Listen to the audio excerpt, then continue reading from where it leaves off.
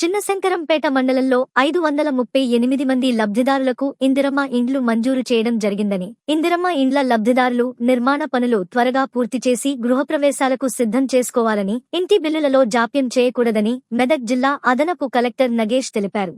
చిన్నశంకరంపేట మండలం జంగారాయి గ్రామంలోని ఇందిరమ్మ ఇండ్ల నిర్మాణ పనులను ఆయన పరిశీలించారు. పనులు వేగవంతం చేసి త్వరితగతిన పూర్తి చేసుకోవాలని సూచించారు. ఈ సందర్భంగా ఆయన మాట్లాడుతూ, ప్రతి ఒక్కరికి ఇంటిని నిర్మించుకోవాలని ఒక కల ఉంటుందని, అలాంటి కల నెరవేర్చడానికే ప్రభుత్వం ఇందిరమ్మ ఇండ్ల పథకం తేవడం జరిగిందని, లబ్ధిదారులు త్వరగా ఇండ్లను పూర్తి చేసుకుని గృహప్రవేశాలకు సిద్ధం చేసుకోవాలని తెలిపారు. మండలంలో మొత్తం 538 ఇళ్లు మంజూరు కావడం జరిగిందని, వాటిలో 16 ఇండ్లు మాత్రం నిర్మించుకోలేకపోయారని, నిర్మించుకున్న ఇండ్లకు బిల్లులలో జాప్యం లేకుండా త్వరగా బిల్లులు చెల్లించాలని ఆయన గృహ నిర్మాణ శాఖ అధికారులను ఆదేశించారు.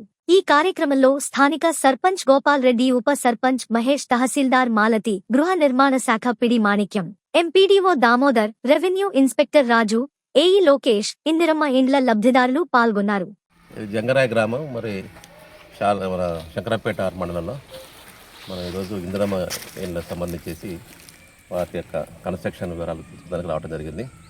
మరి స్థానిక సర్పంచ్ గోపారెడ్డి గారు, అదేవిధంగా ఉప సర్పంచ్ భరత్ గారు, అదేవిధంగా వాళ్ళ యొక్క పాలక మొత్తం మెంబర్స్ కూడా ఉండడం జరిగింది. వాళ్ళ యొక్క సహకారంతో ఇక్కడ 15 ఇండ్లు శాంక్షన్ కాగా ఇప్పటికే మనకు 13 ఇండ్లు మొత్తం పూర్తి స్థాయిలో కట్టడం జరిగింది. అవి కొన్ని ఇండ్లు కూడా ఆల్రెడీ మరి గృహప్రవేశం చేయడానికి కూడా రెడీగా ఉన్నది. ఈ రానున్న ఇప్పుడు 99 డేస్ ప్రజాపాలన ప్రతి ప్రణాళికలో భాగంగా వాళ్ళ దగ్గర గృహప్రవేశం చేస్తారు.